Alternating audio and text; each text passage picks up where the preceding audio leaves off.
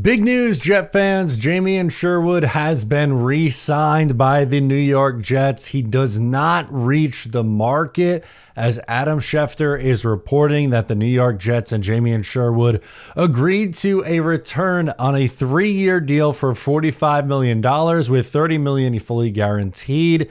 So that is an AAV of $15 million per year, which is significantly more than I think anyone really expected him to be. Now, originally, the thought was between 8 to 10, and then there was some thoughts about him getting up to 12. The Jets blow that out of the water and get him at 15.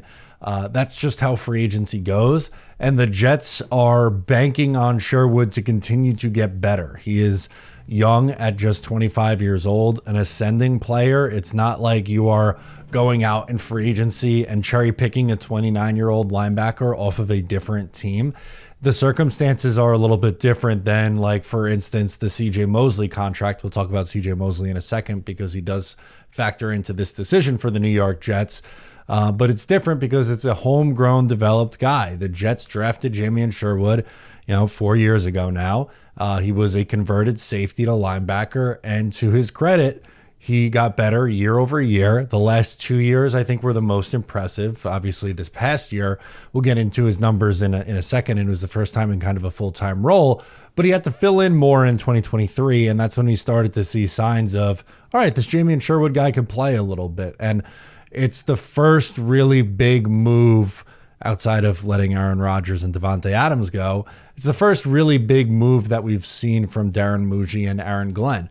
So we'd have to imagine that Aaron Glenn, not only him, but Steve Wilks, the defensive coordinator, view Jamien Sherwood as an important piece of this defense going forward. And that's exciting because it's not every day you find someone on day 3 that you develop into a quality starter and they get paid a $45 million contract extension. Sherwood did in his first year as a full-time starter. He played 1,063 snaps, 158 tackles, 2 sacks. He was decent in coverage as well.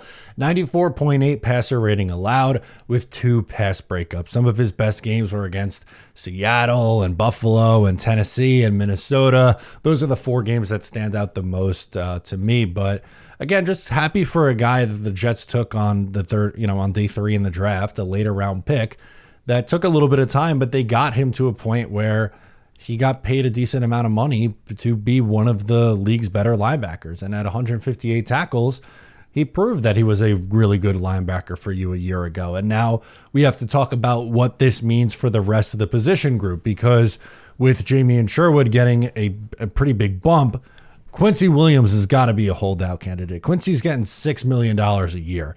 So Sherwood's more than double. Quincy Williams is going to hold out a little bit here. This also likely means that CJ Mosley is going to be a post-June 1 cut, or if you really want to keep CJ Mosley around, I think the only logical choice would for it to be on like a crazy cheap deal, like he reworks his contract and it's like essentially him playing for the vet minimum. I feel bad for Mosley. I genuinely do. I think he's, the football IQ is off the charts. Really good player in his prime. Unfortunately, last year got hurt and just was not the same dude. And at this point in his career too, with the neck and back injury, that's really hard to come back from. But assuming Quincy Williams stays too, Quincy Williams and Jamien Sherwood is a stellar linebacker duo. And if they did lose Jamien Sherwood either to the San Francisco 49ers to follow Robert Saleh or to Jeff Ulbrich in the Atlanta Falcons, they would have had to dip into the linebacker pool as well. So let me know what you think about the Jamien Sherwood contract. It's a little bit more than I thought he was going to get, but that's usually how the market works. Sound off below in the comments. I'm Matt O'Leary, and I'll catch you next time.